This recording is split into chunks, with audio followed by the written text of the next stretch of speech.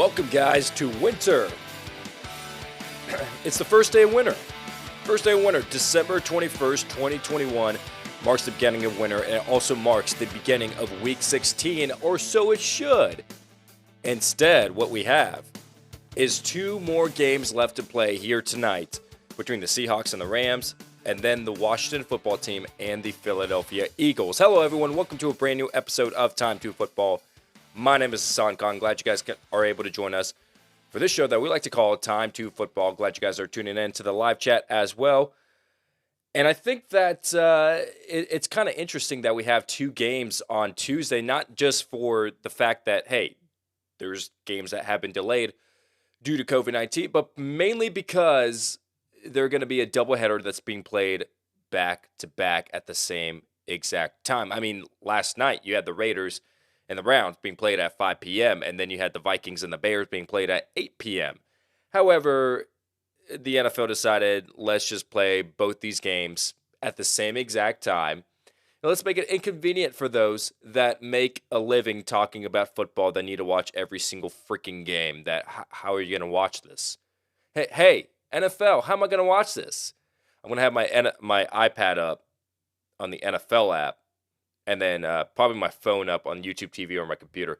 You know, on YouTube TV, if multiple devices are watching YouTube TV at the same time on your same account, it doesn't work. Hey, YouTube TV, what's up with that? What's up with that? What if I just want to watch two games at the same time on YouTube TV? Can I not do that? What if I pay $55 a month?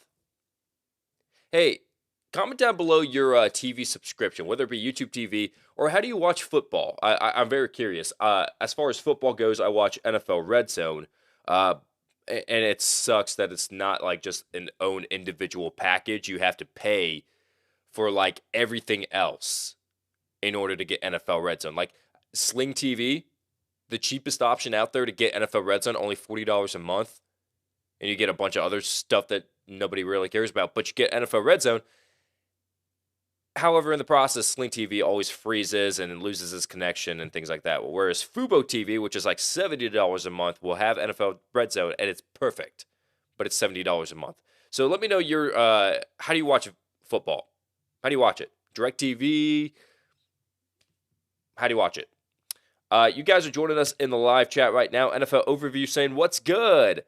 Rob Dale saying, aloha, Khan and community. Let's finish strong. I have 2 playoff wins and going on for 2 more to be 4 out of 4 in your leagues. Rob, congrats to you, man. Adam, good morning from Michigan. Thanks for joining us. And a bunch of you guys are tuning in and leaving your comments as well. And what's up? Hello, happy almost Christmas from Rob Navarro. Yeah. You know, it is. It's almost Christmas time. I know that this week is going to be a little bit crazy for us at Time2Football as well. We're not going to have any live shows on Thursday and Friday because we're going to be going out of town to celebrate the holidays. But we'll get you all your prediction strike, prize picks videos, weekly picks, all that stuff that comes out Thursday, Friday. We'll still get all of that. Just know, like me going on air, talking live. But yeah, last night, man, the Browns and Raiders game. I know that during our weekly picks, a lot of people in our Instagram poll voted for the Cleveland Browns to win that game. And I was thinking to myself, oh, well, maybe they're kind of unaware of all the COVID issues that was going on because, you know, I picked the Raiders to win. The fans, the viewers were picking the Browns. And I'm like, oh, guys, come on, there's a lot of COVID issues. And I think that really came into play in that game. I mean, given that how well the defense played for the Browns, missing some players on that defense, if you had Baker Mayfield and some other offensive firepower, and even some offensive linemen that they've been missing due to COVID-19, maybe this would have been a different outcome. Maybe this would have been a different game. But Nick Mullins did not play that bad. The Raiders defense, the Raiders offense, the offense kind of struggled a bit, but the defense really helped them and kept them in the game. Derek Carr was able to drive down the field to set up Daniel Carlson, who signed that very well-deserving 4-year contract extension to get that game-winning field goal. And then later on, you had the Vikings and the Bears as well. Again, great defense. Great defense being played in both games. As a matter of fact, I didn't expect the Minnesota Vikings to really get bottled up that much with the fact that the Bears were missing Jalen Johnson, if not their best player on defense outside of Khalil Mack. They're missing him, and yeah, they have Robert Quinn and all these good guys on defense, but the Minnesota Vikings were really bottled up in that game defensively or offensively due to Chicago Bears defense, and then the Bears just could not get it done offensively. I mean, they had almost touchdown after almost touchdown. You had Darnell Mooney getting into the end zone and what was like a shin that almost was inside out of or inbounds. And then a lot of people were arguing, including Robert Quinn himself, that the referees were not allowing the Bears and the Vikings just to play that game. But, I mean, regardless of what your thoughts are on the refs and their calls in that game, good defensive game. Last second touchdown by Justin Fields helps out his stats, but the Vikings were able to get that victory and are in great position to clinch an NFC wildcard spot, given the outcome of this game coming up here tonight between the Washington football team and the Philadelphia Eagles, which leads us to the NFL news and notes that's going around the league. What do we need to be caught up with as far as today, December 21st, 2021? Let's first talk about the inactives for the game between the Washington football team and the Philadelphia Eagles. So, by the way, this is what we have on tap. If you guys are joining us during the live show, you can kind of see a little graphic bar at the bottom. So we just talked about the Monday Night Football games down below. Then we're going to be talking about NFL news and notes that's going around the league. And then we're going to be talking about eliminated teams. So there's 5 eliminated teams, technically, in the NFL. And I'm going to be mentioning, okay, your season is over as far as the playoff goes, but your season is not over as far as you have 3 games left. What should you be doing in the last 3 games? We're going to mention 5 things that eliminated teams should be doing to close out the regular season. And then we're going to get you guys in the live chat. Going to be interacting with you guys here in just a bit. But first, let's talk about NFL news and notes that's going around the league. Talk about some inactives for that Washington-Philadelphia game. J.D. McKissic has cleared concussion protocol, not dealing with any concussion symptoms. That's good for him. However, he's still dealing with a neck issue. He was out on that field for a very long time against the Seattle Seahawks on Monday Night Football, and it was a head injury that he suffered. Concussion cleared. That's not the issue. It's the neck. It's the neck. And neck issues are huge. I mean, you got Daniel Jones that just got shut down for the season by the New York Giants because of a neck issue. Chris Carson, same thing, had to get season-ending surgery. So there's a lot of issues that are going around with the neck and the head area that they don't want to play around with. So I would not be surprised if J.D. McKissic, for the remainder of the season, is sidelined and he does not come back. I mean, if they make the playoffs, sure, but like for the regular season, I think the Washington football team would be okay shutting down J.D. McKissic. You've also got Curtis Samuel, who's got a little bit of an issue in his lower body, his hamstring, I believe. He's going to be inactive for this game as well. Big news that we relayed yesterday morning during this live show, but it turned out to be fake news. Fake news. CNN, fake news. I'm not getting political. I'm just quoting a guy. Don't get upset. Fake news.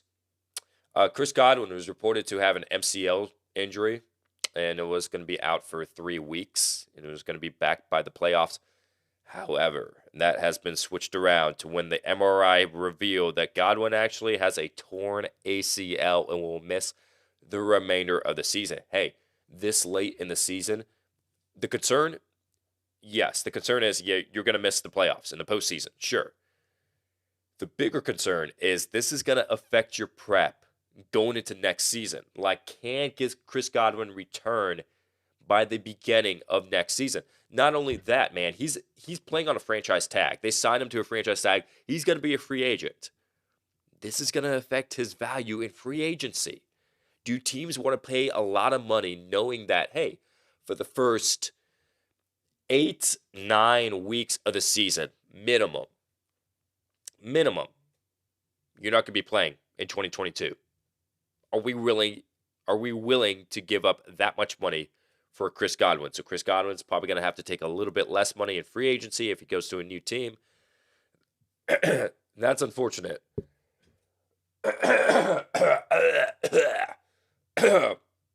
Golly, man. My voice has been crazy the last couple of days. Sorry for you guys that are listening on iTunes, which, by the way, you can listen to us on the go if you search for us on the iTunes app. Jeez, man. Jeez. Chris Godwin, yeah. Got me a little choked up right there. Gonna miss the season. That's my quarterback. That's my teammate. Mike Evans on the other side of the lineup. You've got Mike Evans dealing with a hamstring issue. Now he is week to week, which is kind of funny because in that game between the Bucks and the Saints, you had Mike Evans listed as doubtful to return with a hamstring injury, whereas you had Chris Godwin questionable to return due to an MCL surgery or MCL injury. Now here's the thing. Mike Evans in that game, when he was listed as doubtful, he already took his gloves off and he threw it into the stands for the fans, already signaling, yeah, my game is over. I'm not coming back into the game. Whereas Chris Godwin was jogging back and forth on the sideline, hoping that he could get back into the game. It's crazy. And it turned out that Chris Godwin's injury was a lot more worse than Mike Evans' injury. But, I mean, it seems like Mike Evans got the short end of the stick, or Chris Godwin got the short end of the stick. Mike Evans, very, very lucky hamstring injury. Now, he is week to week. There's no guarantee that he plays in week 16. But moving forward to week 17, week 18, maybe into the postseason, Mike Evans more than likely will be playing. All right, so COVID-19. This would not be an NFL news segment on Time to Football unless we talk about COVID-19. Unless we talk about who's activated off the list and who just got put onto the list. Okay, big names that have been placed on the COVID-19 list. You've got Austin Eckler, running back for the LA Chargers, being placed on the COVID-19 list. You've also got Joey Bosa of the LA Chargers being placed on that list. Their status for this Sunday against the Houston Texans is unclear. We still do not know yet. I mean, being placed early on, they do have a chance of being played, of playing this Sunday. You've got Kendrick Bourne being placed on that list for the New England Patriots. Again, this is all very, very early, so don't freak out. There is a chance that they could be playing this weekend. Travis Kelce has been placed on that list as well after his big 10-reception, 191-yard game. And then Harrison Butker, kicker for the Kansas City Chiefs, has been placed on that list as well. So those are the big names that have been placed on the COVID-19 list. Who has been activated off that list? Rashawn Slater, a little too late. They wanted him for that game against the Kansas City Chiefs, but, I mean, just in due time against the Houston Texans for the last 3 games of the regular season, Rashawn Slater is good to go. Activated as well, Miami Dolphins, Phillip Lindsay, and Jalen Waddle, both offensive players that the Dolphins would like to have. Jalen Waddle desperately needs. Phillip Lindsay, good depth piece for Duke Johnson, of all people, who could be the starting running back to close out the season for the Miami Dolphins. And that is the list of players that have been activated off the COVID-19 list. Kyle Willis is saying, do you think Kelce will be back for Sunday? You know, there's a chance. There's a chance. If he's vaccinated, there's a good chance that he could be playing this Sunday. Again, the fact that it was on Monday gives me a lot of hope. However, I will say this. Jarvis Landry, yes, it was Jarvis Landry who's been placed on that COVID-19 list last Monday, December 14th, was even with the delay, even with the Browns game getting pushed back to Monday night, a week later, he was not activated. It just depends, man. It just depends. It just depends on Jamal Williams, for the longest time, has been on that COVID-19 list for the longest time, man. For the longest time. He's missed 2 games now. Whereas you've seen people like Keenan Allen get placed on that list on a Monday, and then they're activated for that Sunday, right? So it's a toss-up, man. It's a toss-up. What is the unpredictability of the virus that they created in the lab? I don't know. We got to ask the scientists who created it in the lab. Either that or you have sexual intercourse with the pangolin. I don't know how it spread. I don't know. Jakeem Grant is dealing with a concussion due to the Bears and Vikings game. He suffered a concussion. He was actually looking really good in that game. Got a concussion. He's taken out. A.J. Brown is designated to return off of injured reserve. That is good news for the Tennessee Titans. who have already lost Julio Jones, and there's no guarantee that he'll be coming back for the remainder of the season. But A.J. Brown does have a short turnaround against the San Francisco 49ers, so we'll see if Brown were to play. Drew Lock is preparing to start for the Denver Broncos. Teddy Bridgewater dealing with that very scary concussion and head injury. More than likely, probably won't be playing. He needs to rest up. Daniel Jones, like we mentioned earlier, has been shut down for the season. And now Jake Fromm is in the conversation to be the starter for the New York Giants. Looked great. Looked great in the 4 minutes that he played. He didn't score a touchdown or anything. He had 3 downs to score a touchdown, didn't do it, but still was able to drive down the field. So Jake Fromm is in the conversation. Elijah Mitchell has been cleared from concussion protocol for the San Francisco 49ers, but his status is still unclear due to a knee injury that popped up when he suffered that concussion against the Seattle Seahawks. So he hasn't played the last couple of games. Jeff Wilson has stepped in very well, very nicely for the San Francisco 49ers as a starting running back. Short turnaround against the Tennessee Titans on Thursday. There's no guarantee that he can play. It's all dependent on his knee. But the good news is that he's making progress. Concussion, that issue, gone. No longer a problem. Will Fuller is likely out for the season. He's probably not on anyone's radar, but there was a chance that Will Fuller could have been playing for the Miami Dolphins. Dealing with a finger injury, he had a little bit of a setback, and so now the Dolphins are like, maybe we should just keep you on an injured reserve and just, look forward to next season. We signed you to a big contract. We still have a lot of, big hopes for you moving forward, but this season, let's go ahead and shut you down. And then finally, the last little bit of news, very well deserving. Let's give him a round of applause after I announce this. Craig Reynolds has been signed to the active roster for the Detroit Lions.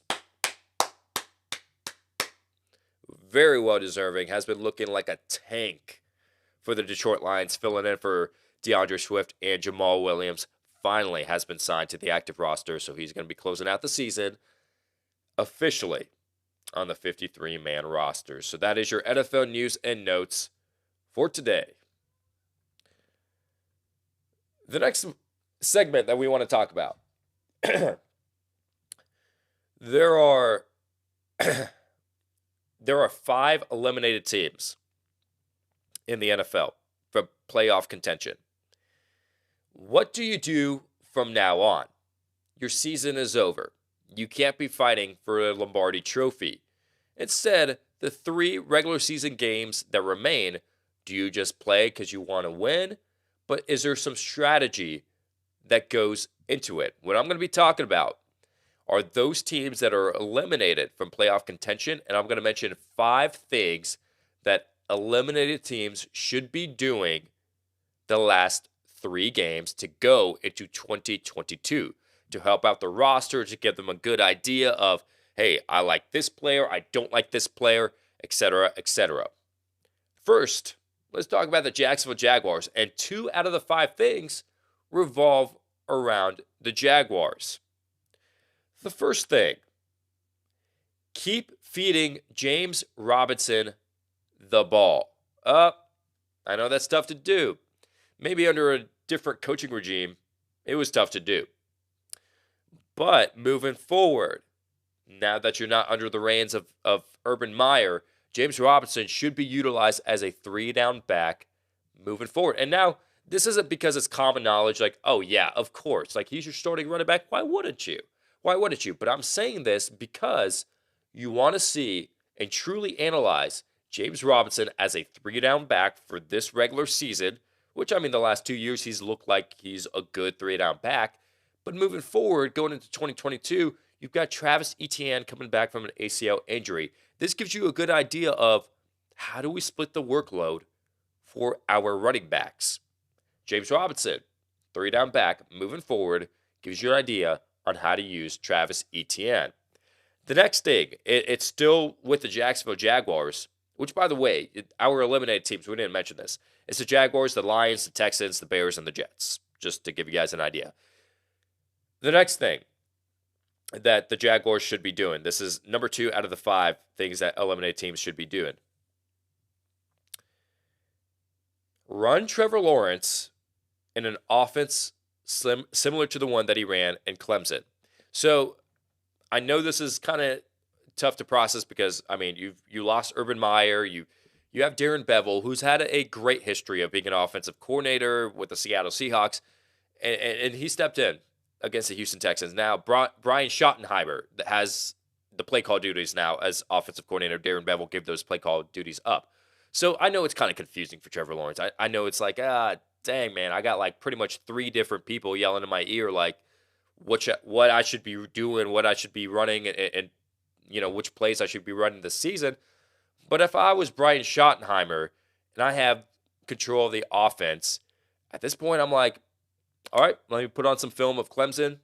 Okay, he does good in this area, he does bad in this area, which I'm pretty sure the Jaguars have done all season long. But if you utilize Trevor Lawrence more in RPOs, run pass options, use his legs a little bit more on top of his pro-style arm that he has, I think that might actually help you get a better idea of, in 2022, how to use the strengths of Trevor Lawrence.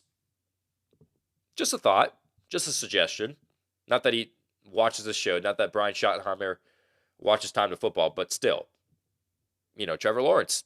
Second thing that eliminated teams should be doing, utilize Trevor Lawrence and more RPOs and that offense that he used, that offense that he was involved in Clemson. Number 3, the Detroit Lions. I know this isn't going to be a popular one, but they need to shut down DeAndre Swift for the regular season. Ooh, I know. Some of you guys that are watching right now are fantasy football fans and have DeAndre Swift, and you're like, man, I don't want to hear that. I understand. I know it's not what everybody wants to hear, but I'm just being realistic here. What are the chances that the Lions will bring back DeAndre Swift, who has not been practicing since week 12, since Thanksgiving Day, since he suffered that injury? What are the chances that even if he comes back limited this week for week 16, that the Lions are like, yeah, let's play him? If it was like a contract year for DeAndre Swift, right? If you didn't know what you had in DeAndre Swift as a franchise running back, sure, play him. See what you find, like what the Seattle Seahawks are doing with Rashad Penny, right? Is a contract season for him, like just play him. Your running game is not that good. See what you got. But with DeAndre Swift, I think the Lions have a pretty good grasp on what kind of player DeAndre Swift is. And he's a very good, freaking good player. DeAndre Swift, nothing left to prove for the Detroit Lions. This is it. Just shut him down. Shoulder injury, heal him up, get him ready for OTAs. And that's what I would do. And I think realistically that actually might happen. So that is number 3 on the list. Number 4, the New York Jets. They should give more playing time to the rotational players on defense. This defense is not great. We know this. You've got some studs on defense that have been looking kind of good this year, but overall, you give up a lot of yards on the ground, a lot of yards through the air. What's the harm in putting in some of these rotational players and taking some of these starters out? I mean, just increase the snap count of a lot of these players. I believe it was Hamza Nazaruddin that was drafted out of the 5th round, I believe, for the New York Jets, a safety, right? There was a lot of people that were saying, like, man, this guy could surprise some people. He's being drafted in the 5th round, but, I mean, he could be like a day 2 kind of player that gets drafted in the 2nd or 3rd round. And the Jets are still only giving him 5% of the snaps for the season. I mean, on the depth chart, technically he might be listed as a starter, but he's just not playing a lot of snaps, right?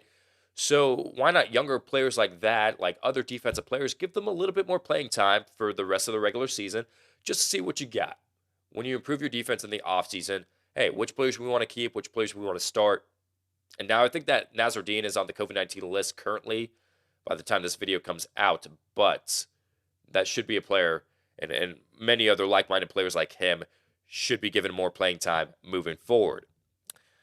And the last thing an eliminated team should be doing for the rest of the regular season, and now that technically, this team is not eliminated, but they shut down their starting quarterback for the remainder of the season, and it's a long shot for them to make the postseason.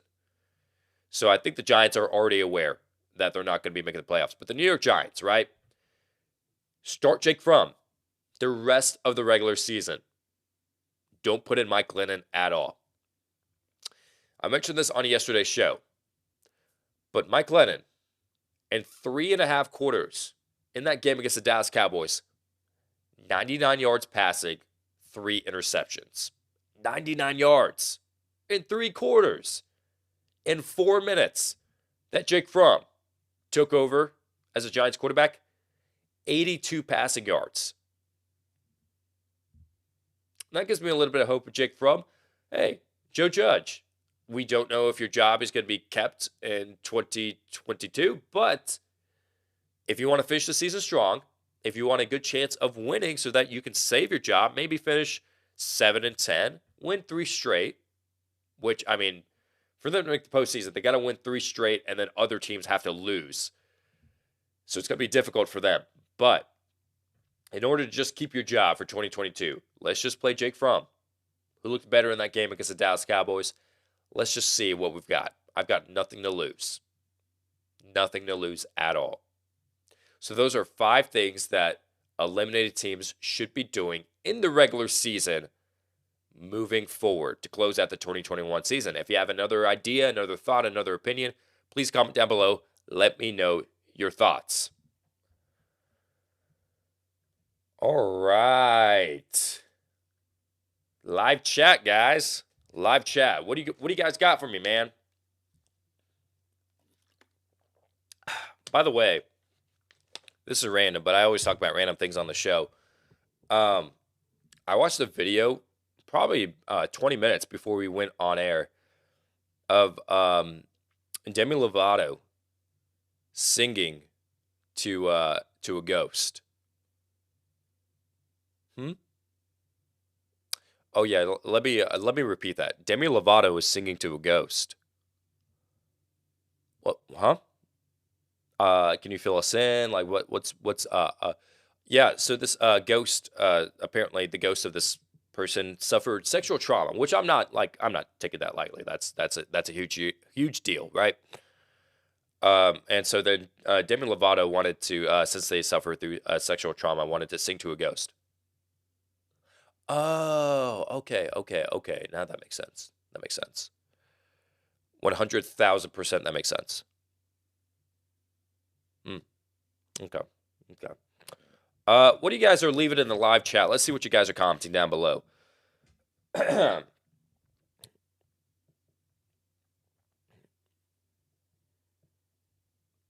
Joseph, good morning. Hope your day is great. Rams game tonight. Let's go. Do you think the Rams and Seahawks will be high scoring? Joseph, man, I don't think so.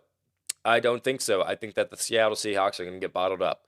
Look at the last 3 games that the Seahawks and the Rams have played. And the Seahawks have not been able to put up over 20 points in that game. Whereas the Rams, on the other hand, they've done a little bit better, but like they have not been able to put up a lot of points. So I don't think it's going to be high scoring. Now, I do think that certain players, like maybe DK Metcalf, who had 2 touchdowns against the Rams earlier this season, might have like a big day. Just because Jalen Ramsey, he's gone from shadowing like a specific player week after week after week to the best receiver to just playing on one side more so. Sometimes he shadows a receiver, but most of the time he just plays on one side. And I think that allows DK Metcalf more opportunity to succeed. Now, I don't think Russell Wilson is going to have a big game. I really don't. I'm not big on him. And I mean, I think the wild card and the factor is going to be Rashad Penny, who looked good against the Houston Texans. It's the Houston Texans. The defense is not that good. So, I mean, facing a tougher defense, let's see how Rashad Penny were to respond. But, I mean, that's my analysis. I don't think it's going to be high scoring, but, like, we'll see. We'll see for sure. All right, Carl, talking about fantasy football. Good morning, T2F Familia. I made it to the first round playoffs and lost. Oh, boy, man. I'm sorry, dude. I am so sorry. Hey, gosh, I mentioned this on the show. I freaking should have paid attention, man. I'm in 2 leagues. And Golly, dude. I'm in two leagues, right? One of them I went 10-4. I got the first round bye. The other one was my viewer league, and I hardly. I'm not trying to say like, oh, I hardly pay attention and I made the playoffs. No, like I it's just like I don't put in waiver requests really. Um, when waivers process on Monday, I don't, or Wednesday, I don't. Like I just set my lineup for that week on like Thursday before the Thursday night game, and then I just forget about it, right? So sometimes I've like started players that have been inactive, and I hate that. I hate being that guy, but I don't know. I just got a lot of other stuff going on, and my attention is on my main league where I got the first round bye, and I'm 10-4 and stuff. The other league, I went 8-6. I could have gotten a first round bye if I just won one more game, which like I could have. There was like two games this season, like where if I just paid a little bit more attention, I could have gotten the first round bye in that league. But I didn't, and now I lost in the first round of the playoffs.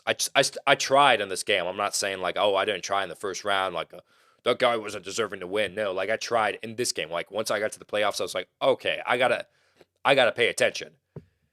And so then when I tried my absolute best, like I still lost.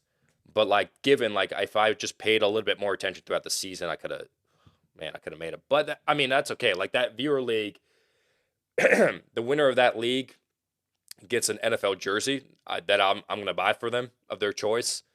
And so I wasn't really designed to win in that league, but like I mean it's just kind of like, oh dang it, if I just set my lineup just like 1 week, I still would have been in it. So I feel your pain. I've been down that road of losing in the first round of the playoffs. It's tough, man. But at least you can hang your hat up high and say that you made the playoffs. That you made the playoffs. That's good.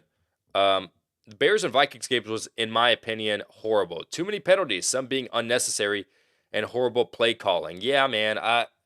The calls were kind of, oh man. I mean, who was it? Kendricks that got ejected from the game, and it's like, oh, I mean, I see it, but like you could kind of tell he was like last minute trying to pull away and be like, no, no, no, I wasn't trying to. And then, gosh, I forgot his last name, but the sack to Justin Fields when Justin Fields was like backed up on his own goal line. I forgot who it was. I think it was number 95. Had long hair. I wasn't able to see the name on the back of the jersey.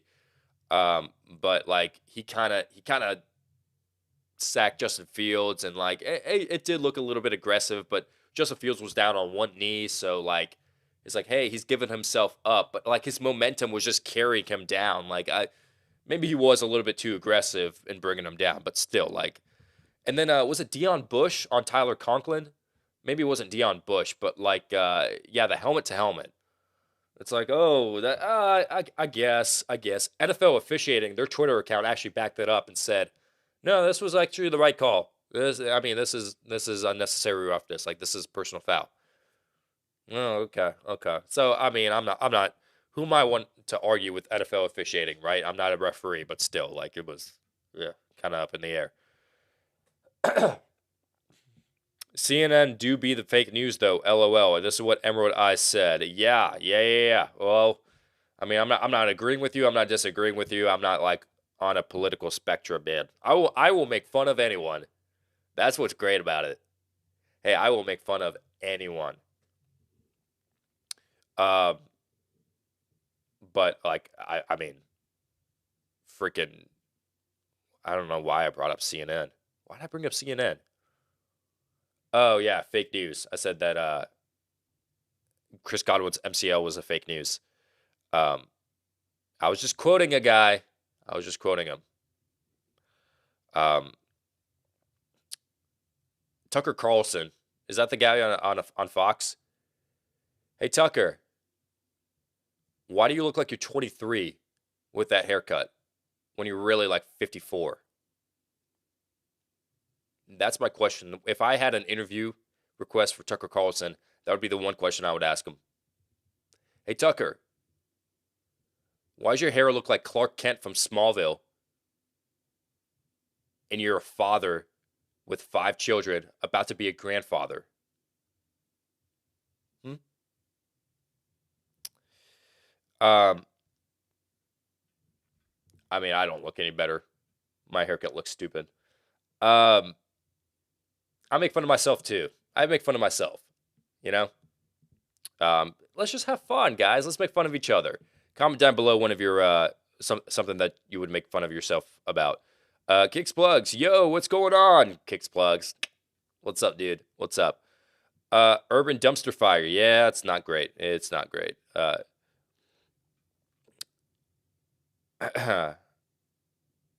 Patrick, this is giving me nightmares. Just scaring myself straight. Have to win. Are you talking about the playoffs in fantasy football? Yeah, man. Oh, you commented a lot, man. All right, let's read your comments real quick. All right, Demi is crazy. Too many pills. Yeah. Well, I mean, I don't know her personal life too much, so I'm not gonna get into that. But I just saw the ghost video, dude. I was like, oh, what is this? Um, what else? What else is going on? Gary Santos, you think Fitzpatrick could lock down Kelsey?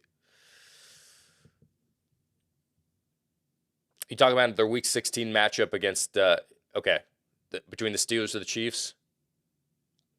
I never count out Travis Kelsey, dude. I never do. And I don't think that Mika Fitzpatrick will be like one-on-one with Travis Kelsey. Maybe they'll lock up a few times throughout the game, but number one, Travis Kelsey has to play. He has to be cleared for the COVID-19 list. Number two, I mean, Mika Fitzpatrick, man, I don't think he's going to be locking up Kelsey, to be honest with you. I think the Pittsburgh Steelers actually give up a lot of yards and touchdowns to tight ends. If I'm not mistaken, don't quote me on that. But I think that they have given up a lot of yards. I mean, the fact that, like, against the Tennessee Titans, you had Jeff Swaim, of all people, Cody Hollister, of all people. Like, these tight ends were, like, making these great plays and getting first down after first down after first down against the Pittsburgh Steelers. That it tells me, like, the tight end position, maybe Travis Kelsey's a little bit different because it's like, oh, this is the main guy. We got to, like, if we don't stop him, the Chiefs are going to win. Maybe he's a little bit different, but the Steelers have, I mean, recently they've been struggling against tight ends, so maybe Travis Kelsey goes off. I'm going to go ahead and sign off right here on this episode of Time to Football. Glad you guys were able to join us for this wonderful, wonderful Tuesday edition. The first day of winter, guys. First day of winter, like we mentioned. Hey, how you going to celebrate? How you going to celebrate? I know that I'm going to listen to AFI's album, December Underground, 1221 Prelude, for you hard rock fans out there. Thank you guys so much for watching, and make sure you guys subscribe to this channel. And yeah. Just I don't know what else to say. With all that said, thank you guys for tuning in, and remember, sing to a ghost.